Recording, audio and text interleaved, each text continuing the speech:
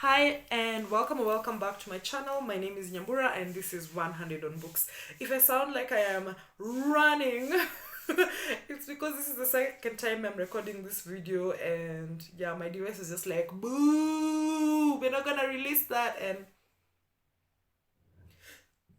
excuse me. Yeah. So today I'm going to be discussing the AKO Caine Prize for African writing shortlisted stories. And my original video was a full 25 minutes because your homie likes to talk, but we're going to keep it really brief here. Partly because I already did this for 25 minutes, but mostly because I'm just trying to like share the vibes. I mean, these stories are less than 100 pages cumulatively, so I don't also want to be spoiling a 12 page, 15 page, 14 page story. Do you know what I mean? Like, so I read the stories in the order in which they are listed on the website. They're listed by the writer's surname, alphabetically by the writer's surname. So the first story I read was Collector of Memories by Joshua Chizoma, who's from Nigeria. Let me tell you my experience with this story. I could not, for the life of me, remember what happened in it. So much so that if you're hearing a sound in the background, it's someone sweeping because I live in a society. But yeah, I had to remind myself today, like to jog my memory because I read the stories a few weeks ago. I'd hoped to have a guest on, but she's not feeling too well, so I'm doing this by myself. And yeah, I had to be like, which one even was Collector of Memories? And you know what they say, like you want a story that stays with you. And this one did not, to be honest. So anyway, what's Collector of Memories about? The protagonist sweeping, someone sweeping.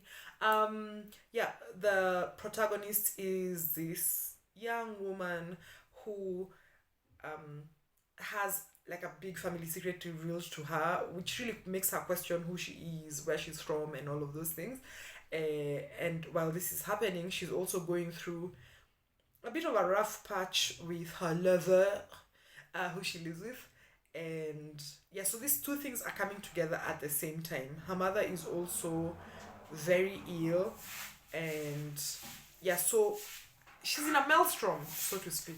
Oh my gosh, should I maybe pause this video? We're going to brave it because you know what, like, I think it's so important to have the sense of society. But jokes aside, yeah, and so she gets to explore the consequences of this secret as she wrestles with, as I said, her relationship that's on the rocks, plus her ill mother, and so on. Mm. What if I'm going to do the themes of this story are secrets, family, relationships, familial, filial, um, romantic, and how they come together and affect one person's life. The next one I read was When a Man Loves a Woman by Nana Danquah, who's from Ghana. And this story features a couple, a man and a woman, who've gone back to I was about to say Nigeria, Ghana, after decades in the US. So they're what we'd call returnees. And as with a lot of Noah stories, there is a death, and the way the death is first introduced and the way it's revealed, um, they're not really on the same level. Like, there's a certain energy that was not maintained. Pour moi, to me. Uh, and yeah, as with a lot of stories that feature returnees, there's certain like themes that usually play out. You've been sending somebody money on the continent who's not been spending that money on the thing they're supposed to be spending the money on because they never thought you're going to come back, but here you are. But also the fact that returnees will live this life that's between where they were in the US or the UK or wherever they were in the West, with like certain expectations, certain creature comforts and so on, and what life there is to be led, or most people of their class are leading in the African country they have come back to. So that plays out in certain interesting ways. Sex also, woo, a lot of sex was had, and I don't know if it's becoming apparent to anyone who's been here for more than a second. I'm a bit of a prude. Like anytime people have sex, I'm like,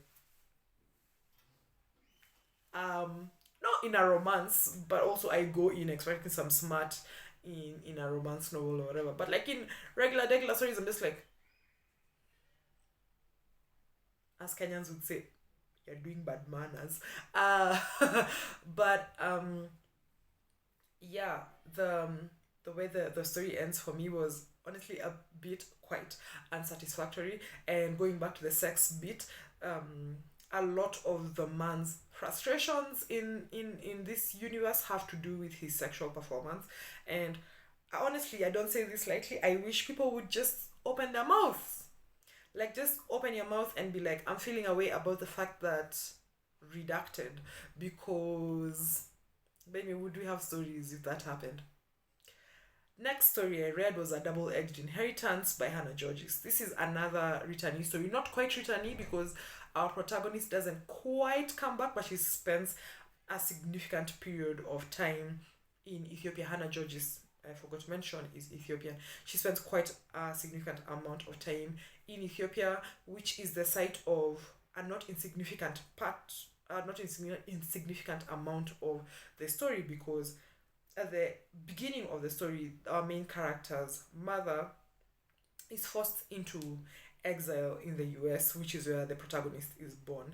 And then she's raised by her mother and by phone and letters and so on by her great aunt, her mom's aunt, who was instrumental in her leaving Ethiopia and starting a new life for herself in the US.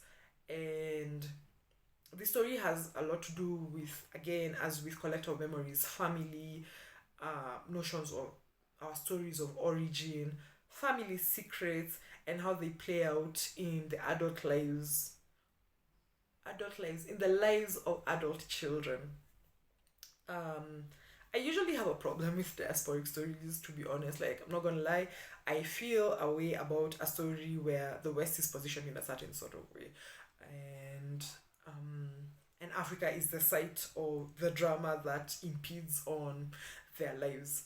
But also there was an element of political commentary in this story that I found really interesting, and maybe a bit too straightforward, but it is what it is, you know. And unlike, say, Collective Memories, which, as I said, is in the same WhatsApp group, with this one I can tell you what happened. So I'm going to say no points for that.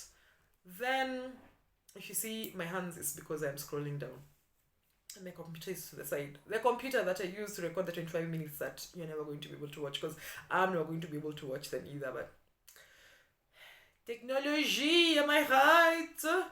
The next story I read was 5 Years Next Sunday by Idza Luhumyo from Kenya.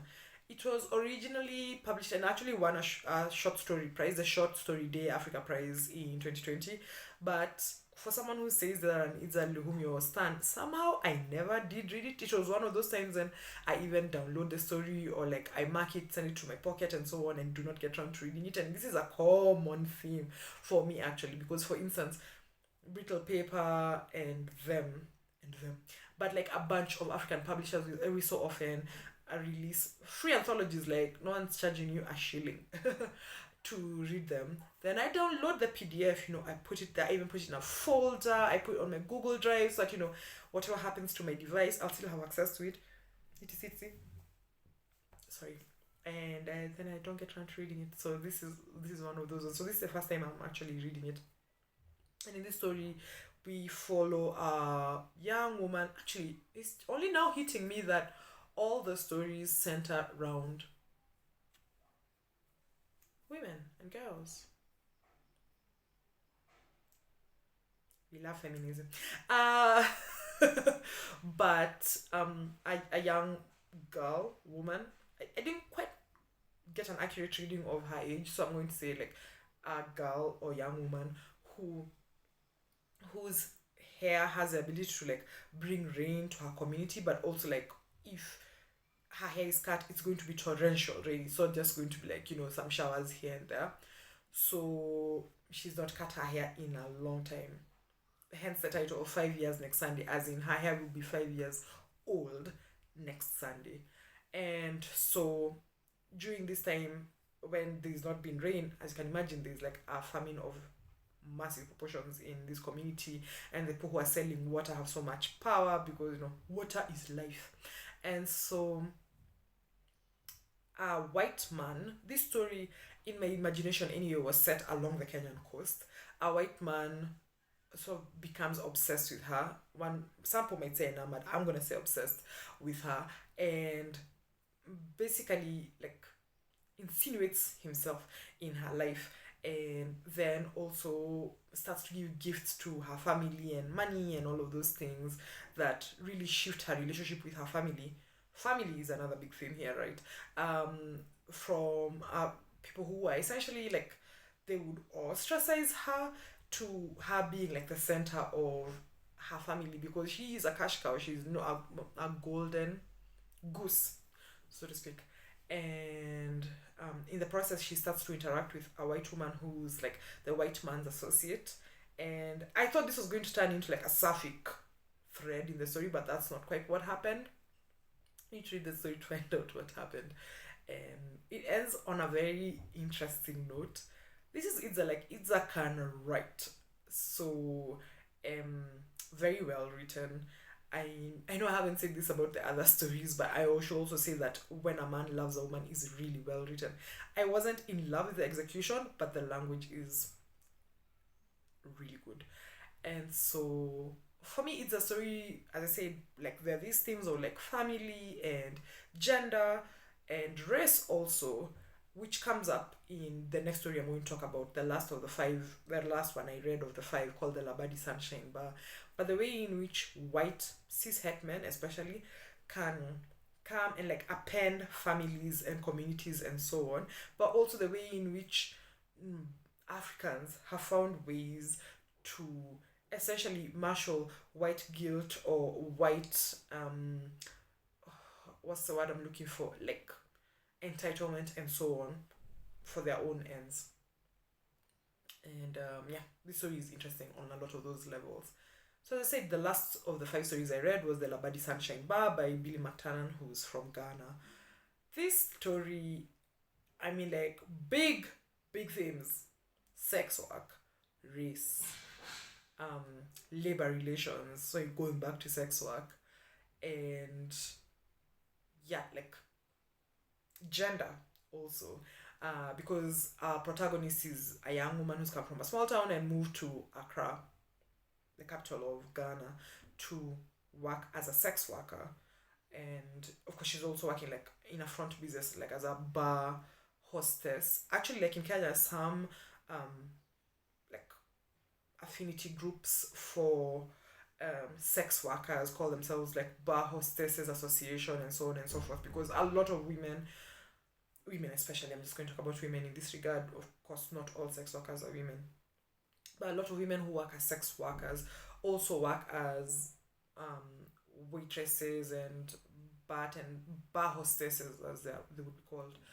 And so yeah, this young woman comes to Accra and is working a job like this at the Labadi Sunshine Bar, the titular Labadi Sunshine Bar. And in the process, she meets white man, and that he is our second white man.